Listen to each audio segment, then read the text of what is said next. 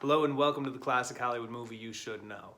I'm Nate Washburn, thank you for watching these. This week the movie is from 1955, Night of the Hunter, starring Robert Mitchum, Shelley Winters, and Lillian Gish, and directed by Charles Laughton. Now the story of Night of the Hunter, Robert Mitchum plays the Reverend Harry Powell, who is a serial killer, psychopath who believes he can converse with God.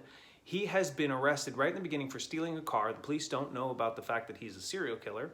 He gets put into a cell with a doomed cellmate who, in his sleep, confesses to have stolen $10,000, which he's hidden with his children.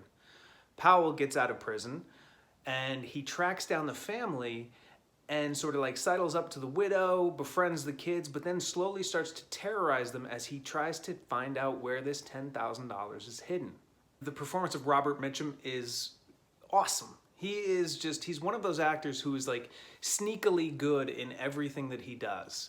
And the American Film Institute did a list of the top villains and heroes in movies. They voted Harry Powell, Reverend Harry Powell, as the 29th greatest villain in movie history.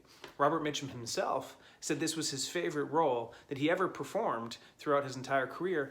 And if you haven't seen this movie or heard of this movie, you've definitely seen little tributes or homages to it, because Harry Powell has on his knuckles tattoos that spell out love and hate. And that has been used in many, many movies, many TV shows ever since. Now this movie was directed by the Oscar-winning actor Charles Laughton. Now this was the first film that Laughton was directing. He wanted to use sort of camera angles and shadows and create this atmosphere, this suspenseful, chilling atmosphere that was a throwback to the German Expressionist films of the 1920s, such as The Cabinet of Dr. Caligari, shown here.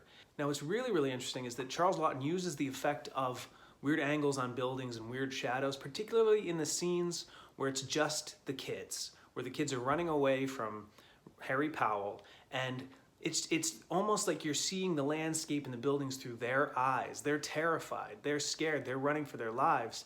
And so houses appear a little weird and shadows are a little different and everything just has this creepy element.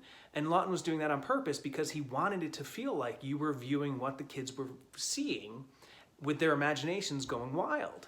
And in another tribute to this silent era, Charles Laughton cast Lillian Gish as Rachel Cooper, sort of the hero, the one who saves the kids. And Lillian Gish had been a movie star since 1912. She was one of the silent era's biggest stars. She was one of D.W. Griffith's favorite leading ladies. She'd been around movies forever. And just putting her in this movie lends itself to the fact that Laughton was trying to make sort of a creepy expressionist, almost silent era-like film.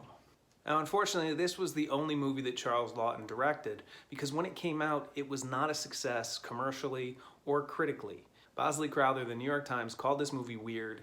The Legion of Decency criticized the film and gave it a B rating, so it wasn't recommended because of the way that it treated both family, the sort of sacrament of marriage, and the way Harry Powell sort of like treads all over that, and the way that they deal with religion, with having the serial killer, the evil guy, be walking around claiming to be a reverend.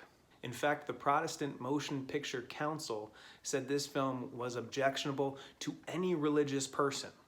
That's the outcry that happened when this movie came out. It's really a shame that Laughton didn't direct another film. This movie is a classic, it's considered a classic, it's grown in esteem ever since it came out. So if you're a fan of suspenseful films, if you like Hitchcock films, give a watch to Night of the Hunter from 1955. It's really a suspenseful classic. I love it. It's highly recommended, and it's this week's Classic Hollywood Movie You Should Know. I'm Nate Washburn. Keep watching.